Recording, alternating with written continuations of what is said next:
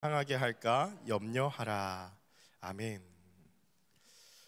유튜브 채널 중에요, 제가 오랫동안 좀 구독해서 보는 한 채널이 있는데요, 원샷 한 소리라는 채널이 있습니다. 18살에 이 레베르 C신경병증을 진단받고서 실명 선고를 받고 받은 그 중도 실명자, 시각장애인 유튜버입니다. 지금은 많은 인기를 얻어가지고 한 160만 명의 구독자가 있는 되게 유명한 유튜버가 되었는데요. 김한솔이라는 그런 청년인데요. 그 자신의 장애를 소재로 해가지고 이제 일상생활에서 겪는 그런 어려움이나 차별 또 아픔들을 좀 유쾌하게 풀어내면서 그들의 어려움에 좀 사람들이 많이 공감할 수 있는 그런 콘텐츠를 많이 올려서 인기가 많습니다. 그래서 많은 사람들이 좀 이렇게 부담스럽게 이렇게 접근하기보다는 좀 그 유쾌하게 좀 받아들이고 또 같이 공감할 수 있기에 또 인기의 비결이 여기에 있습니다. 영상에서 자주 나타나는 장면은요, 자신이 이제 보이지 않는 것을 조금 우스꽝스럽게 좀 표현을 하면서 사람들이 웃을 수 있는 그런 포인트를 많이 주는데요. 사실 좀 웃기지만 좀 슬픈 사실 모습들인 거죠. 최근 영상의 하나를 봤는데, 예를 들어 좀 이런 장면을 연출합니다. 일행과 함께 카페를 갔는데 그 카페에 가서 분명히 보이지 않는 이제 시각 장애인인데, 근데 위에를 딱 바라보더니 카운터 앞에서 손가락을 딱 가리키면서 나는 카페라떼 저거 먹을게 이러면서 이제 연기를 하는 것이죠. 그랬는데 알고 보니 그 카페는 메뉴판이 위에 있는 게 아니라 이제 밑에 있는 걸 보면서 또 같이 이렇게 웃고 막 하는 그러한 장면들이 나타납니다. 이러한 재미있는 포인트들을 가지고서 이제 자신의 일상에서 보이지 않는 그 어려움에 대해서 말을 합니다. 이렇게 보이지 않는 것은요, 삶의 많은 사실 불편함을 사실 뛰어넘은 그 어려움이 있죠. 어떤 사물이나 대상에 대해서 명확하게 알기보다는 누군가에 들어서 손으로 더듬더듬 만져서 어렴풋하게 알게 되어지고, 그나마 이제 중도 실명을 하신 분들은 이제 그 전에 보였을 때의 어떤 잔상이 좀 머릿속에 남아있기 때문에 이런 것일 거다라고 어떤 추측을 하게 되지만, 나면서부터 조금 이제 실명을 하신 분들이나 보지 못하신 분들은 더 이것이 어려운 것을 볼 수가 있습니다. 그러나 이분들의 정말 좋은 강점이 있는데요, 다른 감각들이 많이 발달한다라는 것이죠. 특히 그래서 제가 보았는데요, 언어로 이분들이 이제 소통을 주로 하게 되다 보니까 이 시각장애를 가지신 분들은 언어의 온도에 더욱 민감하다, 예민하다라는 것을 본 적이 있습니다. 그러니까 말 한마디를 하면은 그 사람의 기분이 어떤지, 그 사람의 그 마음이 어떤지가 다른 사람들보다 더 예민하게 그것을 캐치할 수 있는 능력이 있다라는 것이죠. 또한 좋은 장점 중에 하나는 외모에 따른 편견이 없죠. 뭘 딱 보고 판단하지 않고 그냥 그 사람이 말하는 것을 듣고 그 사람과 얘기를 하기 때문에 그 사람을 있는 모습 그대로 볼 수 있다는 장점이 있습니다. 그래서 시각장애인들을 향하여서 마음의 눈으로 보는 분들이다라고 이렇게 표현하기도 하죠. 어쩌면 사실 이런 부분들은요, 건강한 눈을 갖고 있다고 하는 비장애인들이 좀 배워야 할 또 필요한 것이 아닌가 생각이 됩니다. 왜냐하면 육체의 눈은 건강하게 해서 명확하게 잘 본다 할지라도 사실 마음의 눈은 병들어서 제대로 보지 못하고 생각하는 경우가 많기 때문이죠. 여러분, 오늘 성경의 말씀을 보면요, 이런 우리들에게 예수님께서 보는 것에 대해서 말씀을 하십니다. 마태복음 7장에 들어서서 비판에 대해서 말씀을 하시죠. 근데 3절에서 5절의 말씀을 보면 눈으로 보는 것에 대한 비유를 가지고서 이 비판하지 말라라는 비판과 보는 것을 연결하시는 것을 볼 수가 있습니다. 왜 눈으로 보는 것과 이 비판을 연결하실까? 먼 눈에는 뭐만 보인다라는 말과 같이 이 사람의 이 죄악된 특성은 어떠한 것이죠? 사람은 자신이 인식하는 것만큼 관심이 있는 것만 사실 편향적으로 보고 그냥 그렇게 생각해 버리기 때문입니다. 그렇기 때문에 이 보는 것과 비판을 연결하여서 말씀하신다라는 거죠. 그래서 예수님께서는 이 티와 대들보라는 이 비유를 통해서 이 타인의 약점은 되게 크게 만들어서 보고 반대로 자신의 약점은 줄여서 보려고 하는 이러한 죄악의 인간의 이 심리를 딱 꼬집으시면서 내 이웃을 내 몸과 같이 사랑하라라는 그 말씀을 우리가 어떻게 구체적으로 실천해야 하는지를 말씀을 하십니다. 그런데 우리가 이 말씀을 좀 오해하지 말고 잘 보아야 할 것이 있는데요. 우리는 이 말씀을 그냥 피상적으로 받아들이면요, 비판하지 말라라고 하는 그 말씀을 너무나 잘 알고 있기 때문에 우리는 그냥 그렇게 생각합니다. 그냥 남욕하지 말라는 거네. 남욕하지 말고 그냥 뭐 너나 잘하라라는 식으로 어떤 위선에 대해서만 꼬집는 말씀으로 우리 생각을 하죠. 아니면 또한 입을 다물고 그냥 아무 말 하지 않는 게 제일 좋아라고 어떻게 보면 좀 무책임한 태도를 종용하는 것과 같은, 그래서 상대방의 잘못에 대해서도 그냥 묵인하고 무책임해지라라는 어떤 메시지로 이해하기가 쉽다라는 것입니다. 그런데 그렇지 않죠. 우리가 마태복음 7장 읽은 말씀 5절의 말씀을 보면요, 예수님이 이렇게 분명하게 말씀하시는 것을 볼 수가 있습니다. 우리 5절 말씀을 다시 한번 읽어봤으면 좋겠습니다. 시작. 외식하는 자여 먼저 내 눈 형제의 눈 속에서 티를 빼리라. 예수님은 자신도 악한 죄인이면서 상대방의 죄를 들추어내는 위선의 모습을 지적하십니다. 그런데 단순히 그런 행위를 하지 말라고 하시는 것이 아닌 것을 볼 수 있죠. 왜냐하면 5절 말씀 잘 보시면은 내 눈 속에서 먼저 들보를 빼어라 라고 하시면서 그 후에야 너가 밝히 볼 수 있기 때문에 먼저 들보를 빼라라고 말씀하시고, 그냥 너가 더 남의 눈에는 더 티를 크게 보냐, 너의 눈에 들보가 있다라고 하고 끝내시는 게 아니라 들보를 빼고 그리고서 해야 될 것이 있습니다. 형제의 눈 속에서 그래야 티를 뺄 수 있기 때문에 먼저 들보를 빼라라는 것이죠. 예수님은 타인이 그 잘못을 제거하도록 충고하는 일 자체가 그 잘못을 묵인하고 그냥 가만히 두라는 것이 아니라 그것을 바라보고 마주하고 직면하고 또 함께 그 일을 해결할 수 있도록 하는 것을 말씀하신다라는 것입니다. 그래서 이 시간의 순서로 말씀하신대요. 먼저 해야 할 것은 자신의 눈에 더 큰 들보가 있기 때문에 그것을, 그 허물을, 그 죄를 가린 채로는 당연히 타인의 잘못을 제대로 볼 수 없기 때문에 먼저 뺄 것을 말씀하시고 죄를 회개할 것을 말씀하신다라는 것이죠. 여러분, 이것은 어떠한 의미입니까? 조금 더 우리가 묵상해 볼 수 있는 포인트는 내가 누구인지를 기억하라라는 것입니다. 너가 어떤 존재인지를 먼저 기억하라라는 것이죠. 너가 용서받을 수 없는 죄를 용서받은 죄인임을 먼저 기억하라라는 것입니다. 사랑하는 여러분, 예수님의 말씀과 같이요, 우리 눈에 들보를 먼저 빼내는 일에 대해서 우리는 깊이 먼저 묵상을 해야 합니다. 철학자 소크라테스가 유명한 한마디를 하죠. 너 자신을 알라 해서 사투리를 써서 네 꼬라지를 알라 그래서 막 우리 인용해서 많이 쓰잖아요. 근데 단순히 그냥 너의 형편, 뭐 주제를 파악해라라는 의미입니까? 그렇지 않습니다. 조금 더 깊은 의미가 있는데요, 너가 스스로 아무것도 아는 것이 없다는, 너는 무지한 상태라는 것을, 그것을 알라라는 것입니다. 그래서 무엇인가를 조금 안다고 생각하지 말고 아무것도 아는 것이 없다는 것을, 그것을 깨닫고 그것으로부터 진리를 향하여서 탐구하는 자세를 가지라라는 그런 의미로 이 너 자신을 알라라는 말을 썼죠. 성경은요, 이러한 무지한 우리들에게 끊임없이 우리가 누구인지를 계속해서 말씀을 하십니다. 대표적인 것이 이 에덴 동산에서 선악을 알게 하는 나무 사건, 그 이후에 열매를 먹지 말라는 약속을 저버린 아담을 향해서 하나님이 하신 말씀이 있죠. 딱 그 죄악 가운데 두려움에 떨고 있을 때 하나님의 첫 마디가 이렇죠. 아담아, 내가 어디 있느냐 라고 말씀하십니다. 여러분, 하나님이 정말 아담이 어디 있는지 몰라서 하신 말씀이 아니죠. 아담아, 내가 만든 아담 어디 있니? 너의 그 정체성, 너의 그 참된 자아상, 내가 너 안에 불어넣어 주었던 그 하나님의 형상 어디 갔니? 그것을 다시 한번 마주하라고 말씀하신 것이죠. 사랑하는 여러분, 명확하게 우리가 보기 위해서는 눈에 끼어 있는 이물질을 제거해야 우리가 명확하게 볼 수 있듯이, 우리 자신을 있는 모습 그대로 보기 위해서는 먼저 내 안에 가득한 이 죄를 씻기시는 주님의 보혈 앞으로 나아가야 됩니다.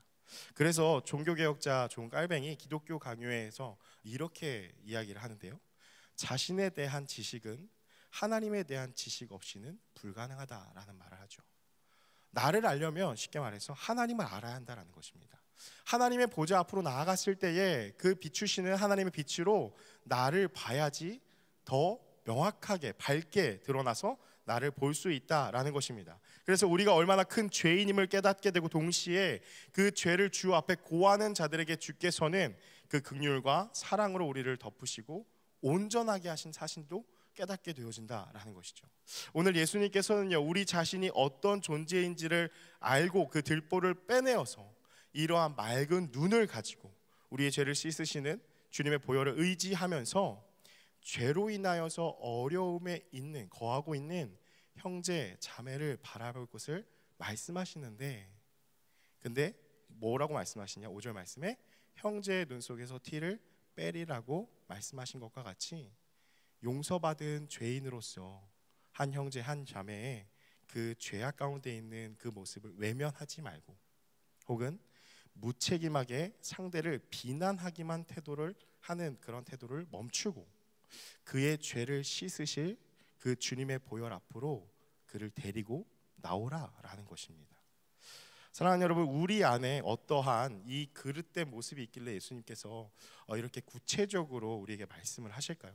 먼저 우리가 이 말씀 가운데 또한 잘 분별해야 하는 것이 1절의 말씀에 보면 이렇게 나타나는데요, 1절 말씀을 보시면요, 영어 성경에 보면 또 명확하게 볼 수 있는데요, 비판을 받지 아니하려거든 비판하지 말라라고 하니까 우리는 그냥 비판에 대해서 되게 추상적인 어떠한 내가 알고 있는 그런 개념으로 많이 얘기를 하는데, 영어 성경을 보시면 do not judge라고 써져 있습니다. 판단입니다. 판단하지 말라라는 것이죠. 비판과 판단, 뭔가 용어가 조금 다르죠. 그래서 와닿는 것이 좀 다를 것입니다. 우리의 생각대로 우리의 눈으로 타인을 향하여서 짐작을 하거나 판단하지 말라라는 것입니다. 걔가 이래서 이런 거 아니야? 라는 어떤 짐작을 하거나 걔는 원래 이런 애야 라고 판단하지 말라라는 것이죠.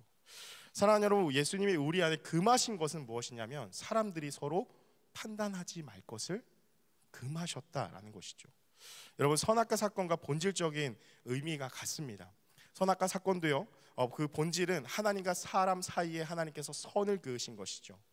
나는 하나님이고 너는 피조물이다라는 그 선을 그으신 것입니다. 그래서 인간의 교만을 방지하신 것이 선악을 알게 하는 나무의 열매를 먹지 말라라는 것이죠.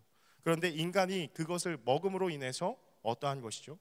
그 존재는 피조물인 자리, 낮은 곳에 있는 것이 그 인간의 존재의 위치인데, 높은 곳에 계신 하나님을 바라보면서 나도 높아지고자 하는, 높은 자리에 올라가고자 하는 그 마음이 바로 선악과 사건의 본질, 그리고 판단하는 마음의 본질이라는 것입니다. 여러분, 그래서 이러한 교만 안의 그 판단력은요, 헬무트 틸리케가 이 책 가운데에 이렇게 이야기를 하고 표현을 하는데요, 인간의 모든 판단은 늘 이기주의에 물들어 있다. 그 교만한 죄악이 있기 때문에 인간이 하는 모든 판단은 정확하게 판단하는 것이 아니라 자기의 기인한 이기주의적인 판단이다라는 것이죠. 그리고 판단할 때에 나는 상대보다 높은 자리에 올라서서 그를 본다고 생각한다라는 것이죠. 하나님처럼 사람을 다 안다고 생각하고 높은 자리에 올라가서 판단한다라는 것입니다. 이것이 비판자 안에 본질상 거하는 은밀한 바리새주의다. 이런 은밀한 바리새주의라는 것이죠. 어떤 거죠? 겉으로는 그렇게 표현 안 합니다. 근데 속으로는 내가 너보다 더 믿음이 좋아, 내가 너보다 더 말씀을 많이 알아, 내가 너보다 더 하나님과 친해 라고 이미 높낮이를 정해놓고 위에서 그 사람을 바라보고 있다라는 것입니다. 여러분, 근데 우리의 사람의 시선은 어디에 있죠? 우리는 낮은 곳에 처합니다. 사람의 시선의 특징은요, 사람이 거하고 있는 것은 땅 위에 낮은 곳이기 때문에, 또한 그 사람, 상대방이 거하고 있는 것도 똑같은 땅 위이기 때문에 사람이 아무리 다른 면을 보고자 해도 사람은 두 눈으로 한 면밖에 볼 수가 없습니다. 그의 옆면도 뒷면도 위에도 아래도 한 번에 동시에 같이 보지 못합니다. 왜냐? 사람은 같은 땅 위에 발을 딛고서 두 눈으로 볼 수밖에 없는 존재이기 때문이죠. 그래서 여러분, 이기적인 판단만 하게 될 수밖에 없는 것은 무엇이죠? 나는 바라보는 것 이 면밖에 모르는데, 이 면밖에 보이지 않으면서 마치 다 아는 것처럼 그것이 전부인 것처럼 얘기하는 것이 이기적인 판단이라는 것입니다. 따라서 남을 판단한다는 것은 곧 인간 스스로가 하나님 자리에 앉고자 하는 오만한 시도이며 같은 사람보다 더 우위에 있으려고 하는 교만이고, 무엇보다 더 중요한 것은 로마서의 말씀이 또한 2장 1절부터 3절 말씀이 그것을 명확하게 나타내는데요, 자신 스스로는 하나님의 심판을 받지 않을 것이라는 기만함 속에 속고 있는 것입니다. 사랑하는 여러분, 예수님이 비판하지 말라고 하신 그 의미, 본 뜻은 무엇일까요? 우리 스스로가 하나님 자리에 앉아서 타인을 향해서 죄의 유무, 옳고 그름을 따지지 말라라는 것입니다.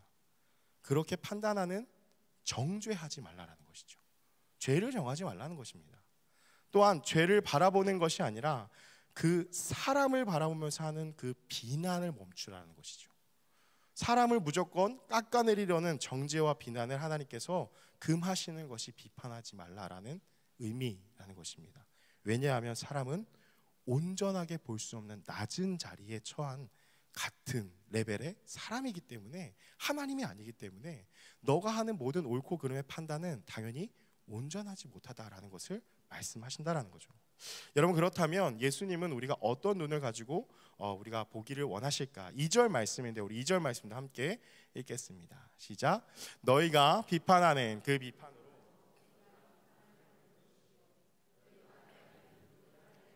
너희가 헤아림을 받을 것이니라. 여러분, 원어 성경을 보시면은 사실 좀 구분하기가 애매합니다. 왜냐하면 판단이라고 하는, 비판이라고 하는 크리노라는 단어는 판단, 분리라는 뜻이 있습니다. 근데 헤아림이라고 하는 단어도 메트레오라고 하는 단어인데요, 평가하다, 측량하다, 기준을 적용하다라는 의미입니다. 좀 비슷한 의미이지 않습니까? 그래서 뭐가 다른 거지? 라고 했을 때 이 판단과 분리를 뜻하는 크리노라는 단어에는 사사로운 정죄나 헐뜯는 것의 의미가 담겨져 있다라는 거죠. 분리라는 말에 조금 더 집중을 해야 됩니다.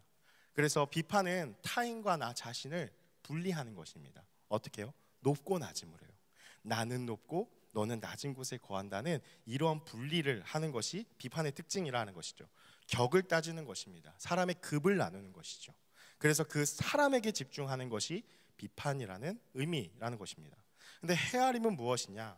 헤아림은 기준을 적용하다라는 그런 의미를 봤을 때, 그것을 좀 집중했을 때 하나님의 기준을 가지고 하나님의 눈으로 그 사람을 보는 것입니다. 하나님의 눈으로 사람을 볼 때에, 나를 볼 때에 나도 하나님의 용서받은 죄인이고 또한 너도 하나님의 용서받은 죄인이라는 그 사람의 모습이 보이죠. 그리고 또한 무엇이 보이느냐? 내 안에 죄를 본 것 같이 하나님의 눈으로, 하나님의 기준으로 너의 안에 있는 죄를 보게 된다라는 것입니다. 그것을 하나로 묶어서 너의 높고 낮음으로 나누는 것이 아니라 하나님의 기준으로 보라는 것이죠. 그래서 이 비판과 헤아림은 그러한 차이가 있다라는 것입니다. 그래서 우리가 헤아림에 대해서도 우리가 오해하지 말 것은 죄가 있는데도 그냥 다 괜찮다고 이해해 주라는 것 절대 아닙니다. 헤아려 줘라 라고 하니까 아 그래 우리 그냥 죄인이지 뭐 다 그렇게 부족한 거야, 그냥 덮고 그냥 그렇게 살자, 이렇게 말씀하시는 것이 아니죠. 사람에 대해서는 자신과 같은 죄인임을 봐야 하는 것이고, 그러나 하나님의 기준으로 그 죄를 가만히 두어서는 안 된다라는 것입니다. 돌이키기 원하시는 하나님의 마음으로 죄에 대해서는 회개하게끔 해야 한다라는 것이죠. 여러분, 이것이요 갑자기 엉뚱하게 나타나는 것 같은 6절 말씀이 사실 이 맥락에서 하신 말씀입니다. 우리 6절 말씀도 보시면요, 6절 말씀에 거룩한 것을 개에게 주지 말며 너희 진주를 돼지 앞에 던지지 말라. 그들이 그것을 발로 밟고 돌이켜 너희를 찢어 상하게 할까 염려하라 라는 말씀하십니다. 영적 분별력에 대한 말씀입니다. 어떤 비판과 헤아림을 잘못 적용하는, 그래서 진리의 가치를 모르는 이 약한 악한 자들에게 복음을 전하여서 이 복음의 가치가 훼손되는 것을 금하라라는 것이죠. 형제 자매가 근본적인 죄악에 대해서까지 묵인해서는 안 된다라는 것입니다. 그 죄에 대해서 그냥 괜찮다 해서는 당연히 안 된다라는 것이죠. 죄와 구별된 삶을 살 수 있도록 영적인 분별력을 가지고 그 죄악을 책망하고 경계하고 권면하는 것은 중요하다라는 것입니다. 어디 안에서? 사랑 안에서요. 여러분, 이러한 실천이 바울이 디모데에게 권면하는 그 말씀 가운데도 나타납니다. 디모데후서 4장 2절 말씀, 우리가 잘 아는 말씀인데요, 말씀 보시면요 뭐라고 나타나냐면 너는 말씀을 전파하라, 때를 얻든지 못 얻든지. 여러분, 우리는 이 말씀에 꽂혀서 그냥 열심히 노방전도 해야 된다라고 생각하죠. 근데 뒤에 말씀 보시면요, 항상 힘쓰라 범사의 오래 참음과 가르침으로 경책하며 경계하며 권하라. 경책하며 경계하며 권하라라는 명령이 같이 있다라는 것이죠. 너 스스로가 하나님의 말씀대로 살아가면서 다른 이들이 그 말씀을 받아들이도록, 온전히 살아갈 수 있도록 오래 참으면서 그 말씀을 가지고, 내 기준이 아니라 그 말씀을 가지고 가르치고, 또 그 말씀대로 살아가지 않으면 책망하고, 그 말씀대로 살아갈 수 있도록 경계하고 권면하라라는 것입니다. 사랑하는 여러분, 이제 무엇이 문제인지를 알게 되었죠. 비판이라는 것, 판단하지 말라는 것이고, 사실 비난과 정죄를 하나님께서 멈추라라고 하신 것이죠. 왜냐? 그것은 하나님이 하시는, 심판자이신 하나님의 몫이기 때문에 사람이 교만하여서 하나님 자리에 앉지 말라라는 것입니다. 그런데 헤아림으로 다 좋은 게 좋은 것이지 죄가 없다고 묻어둬도 된다, 이것이 아니라 그 형제 안에, 그 자매 안에 그 죄로 인하여서, 그 걸림돌로 인하여서 하나님께 나아가지 못하는 것이 있다면 그것을 함께 아파하고 그것을 가지고 하나님께 나가라는 그러한 말씀이죠. 그렇다면 구체적으로 우리가 어떻게 해야 할까요? 두 가지를 함께 나누고자 하는데요, 첫 번째는요, 사람을 보지 말고 문제를 봐야 합니다. 너무나 우리가 잘 아는 이야기죠.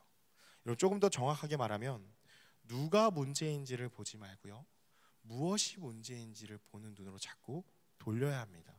여러분, 누가 문제인지를 보는 게 우리의 죄악의 본성입니다. 그 선악과를 먹었을 때 내가 어디 있느냐 하면서 아담하고 하나님과 얘기했을 때 아담의 바로 나타난 반응이죠.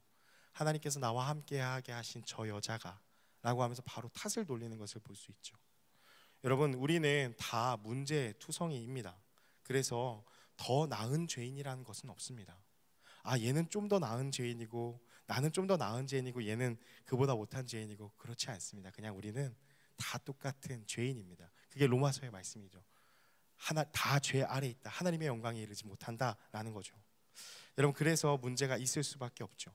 그러한 사람이 함께 살아가는 곳에는 늘 여러 가지 문제가 생기기 마련입니다. 교회도 하나님의 사람들이 모인 곳이기 때문에 유진 피터슨의 말과 같이 혼란과 신비가 공존하는 곳이죠. 아무런 문제가 없기를 바라는 것은 사실 의미가 없습니다. 아, 교회가 평안하여 든든히 서가면 참 좋겠다, 뭐 아무런 문제가 없으면 좋겠다, 사실 그럴 수 없다라는 것입니다. 왜냐? 사람이 모인 곳이기 때문이죠.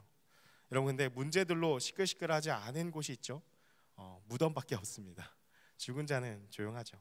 문제가 있다는 것, 시끌시끌하다는 것은요, 우리가 달리 생각해 보면 우리의 인생이, 또 우리의 공동체가 살아있다라는 증거입니다. 살아있고 함께 사람들이 모이기 때문에 문제가 일어나는 것이고 시끌시끌한 것이죠. 여러분, 그렇다면 우리가 어떻게 해야 하는가? 우리의 시선 처리를 중요하게 여겨야 되는데, 무엇을 봐야 되는가? 누구를 자꾸 보지 마시고요, 저 사람 때문에라고 하는 것이 제일 위험한 말입니다. 누구 때문에 이렇게 됐어 라는 말을 우리는 조심해야 되죠. 그래서 문제의 유무를 보는 것도 아니고, 누가 문제인지를 보는 것도 아니고, 무엇이 문제인가를 보고 더 나아가서 그 문제를 어떻게 해결해야 될지까지, 해결 방안까지 하나님 앞에 기도하면서 구하는 것이 우리가 실제적으로 비난하고자 하는, 정죄하고자 하는 마음에서 벗어날 수 있는 방법이다라는 것입니다. 아, 저 사람이 와서 이 공동체가 이렇게 흐려졌어, 저 사람 때문에 이런 일들이, 이런 결과가 나타났어 라고 하는 누구를 향한 그 비난의 화살을 멈추고, 우리 안에, 이 공동체 안에, 우리의 가정 안에, 또한 우리가 거하고 있는 만나는 모든 만남 가운데 무엇이 문제지, 이것을 어떻게 해결해야 할까라고 했을 때에 이 비난과 정죄에서 벗어날 수 있게 된다는 거죠. 두 번째는 더 중요한 것인데요, 자신의 자기 이야기가 있어야 합니다. 무슨 이야기인가? 여러분, 우리가 사람을 바라보면서 판단하게 하는, 옳고 그름을 막 따지고, 쉽게 말해서 남 이야기를 하는 이유가 있죠. 왜 그러냐면요, 사실 근본적인 원인은 내 이야기가 없기 때문입니다. 내가 할 말이 없기 때문에 남 이야기를 한다라는 것이죠.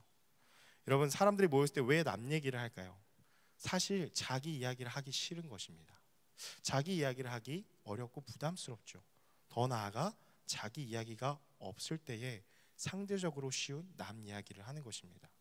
내 이야기 밉보이고 뭐 또 책임져야 되고 어렵기 때문에 쉬운 그 남 이야기를 한다라는 것이죠.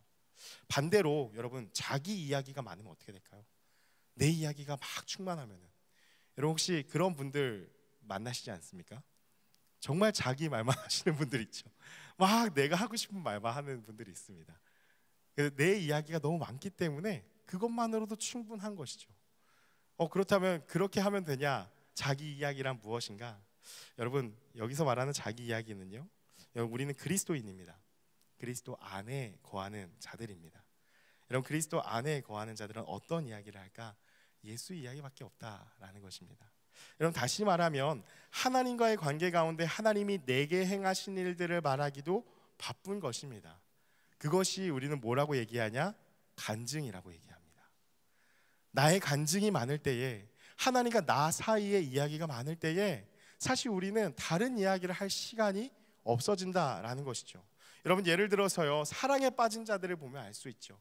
사랑에 서로 빠져 있을 때에 함께 시간을 많이 보내지 않습니까? 함께 시간을 많이 보내면 무엇이 많이 생기죠? 에피소드가 많이 생깁니다. 그렇다면 사실 그 에피소드를 말하기도 바쁜 것이 함께 시간을 많이 보낸 사랑에 빠진 자들의 어떤 특징이다라는 것이죠. 여러분, 스스로 한번 점검하시고 또 조심하셔야 됩니다. 교회 안에서 다른 사람 이야기를 하기 바쁜 사람들, 남 이야기를 잘하는 사람들의 특징이 있는데요, 내가 기도한다고 하지만 정작 기도한다고 표현을 하는데 사실 그 모습을 보면은 자기 걱정과 염려로 가득하다라는 것입니다. 너무나 드러나는 특징입니다. 또 한 가지는 내가 말씀을 읽는다고 하지만, 말씀을 읽고 큐티를 하고 경건 생활을 한다고 하는데 사실 그 말씀은요, 내가 원하는 말씀, 내가 듣고 싶은 말씀만 듣습니다. 많은 목사님들의 유튜브의 홍수의 시대니까요, 막 설교들을 듣는데요, 그 중에서 분명히 설교는 핵심 주제는 이건데 그 중에서 한 한마디가 나한테 딱 꽂혀서 그것만 듣는다라는 것이죠. 그러면서 나는 스스로 믿음을 잘 지키고 있다고 생각을 합니다. 여러분, 무엇보다 가장 결정적인 특징이 있는데요, 남 이야기를 하고 다른 사람 이야기를 하기 바쁜 사람들의 특징은요, 예배의 자리를 사모하지 않습니다. 잘 보시면은 예배를 정말 소홀하게 여기는 것을 볼 수가 있습니다. 여러분, 왜 그럴까요? 하나님하고 안 친한 것입니다. 하나님과 관계가 서먹서먹한 것입니다. 그러니까 예배를 당연히 소중히 여길 수가 없습니다. 여러분, 아까 말했듯이 데이트를 할 때 많은 시간을 보내면 또 에피소드가 많이 생기지 않습니까? 우리가 마찬가지로 예배를 드리며 하나님을 만나고 개인의 묵상의 시간을 갖고 기도의 시간을 갖고 말씀을 묵상하면서 하나님을 만나는 시간이 많다면요, 그러면 어떻게 되죠? 자기 이야기가 넘친다라는 것입니다. 그런데 이것을 피하니까 어떻게 되죠? 예배 자리를 피하니까, 소홀히 하게 여기니까 하나님이 행하신 일들, 하나님과의 관계 안에서 이야기할 것들이 당연히 없습니다. 그런 시간을 보낸 게 없기 때문이죠. 에피소드가 전혀 없기 때문이죠. 그러니까 남 이야기를 할 수밖에 없다라는 것입니다. 그래서 우리 가운데 우리의 간증, 하나님을 만난 그 자기 이야기가 있을 때 우린 자연스럽게 우리 입술에서 남 이야기가 멈춰지게 되고 하나님 이야기하기 바쁘게 된다라는 것입니다. 사랑하는 여러분, 말씀을 마무리합니다. 여러분, 오늘 비판하지 말라는 이 주님의 말씀 앞에 우리 스스로가 이 말씀 들으면서 제일 중요한 것은 자꾸 어떤 사람을 떠올리시면 안 됩니다. 우리 스스로가 한번 돌아봤으면 좋겠습니다. 혹시 하나님과의 관계가 가로막혀 있어서 하나님과 좀 서먹서먹한 사이가 되고 있지는 않은지, 그래서 내 이야기가 아니라 자꾸 남 이야기를 하기 바쁘진 않은지, 그래서 누가 하나님에 대해서 좀 이야기해달라고 하면은 좀 그 자리를 회피하거나 아니면 자기 이야기가 없으니까 그냥 남이 하나님 만난 그런 얘기들로 그렇게 이야기하기 바쁘진 않은지, 비난과 정죄가 우리 입술에서 너무나 넘치고 있지 않은지를 한번 돌아보았으면 좋겠습니다. 그래서 여러분, 우리의 눈을 들어서 먼저 바라볼 것이 있는데요, 나를 긍휼히 여기시는 그 예수님을 먼저 우리가 보아야 합니다. 그 비난과 정죄의 소리가 벗어나기 위해서는 나의 죄악 가득한 그 눈을 여전히 바라보고 계시고 그 눈에는 눈물이 맺혀 계신 그 예수님의 눈을 우리가 먼저 바라봐야 합니다. 그 기도의 시간, 그 예배의 시간에 먼저 위로부터 나에게 부어주시는 그 은혜를 받고 나의 모든 죄를 맑히시는 주의 보혈로 죄의 씻음을 받은 상태에서 그 상태에서 우리에게 허락하신 형제 자매를 함께 보아야 한다라는 것이죠. 여러분, 그리할 때에 우리는 하나님의 자리에서 그 높은 자리에서 우리는 스스로 내려올 수 있습니다. 그래서 그 은혜의 자리로 내려와서 서로를 긍휼히 여기고 함께 사랑할 수 있습니다. 사랑하는 여러분, 우리 모두가 타인을 향한 비난과 정죄의 말과 행동과 눈빛을 멈추고 그리고 하나님이 우리에게 행하신 일들을 함께 나누며 서로 사랑하며 살아가기 원합니다. 그렇게 하나 되기 원하시는 주님의 기쁨이 되는 저와 여러분의 삶이 되기를 주님의 이름으로 축복합니다. 우리 이 시간 함께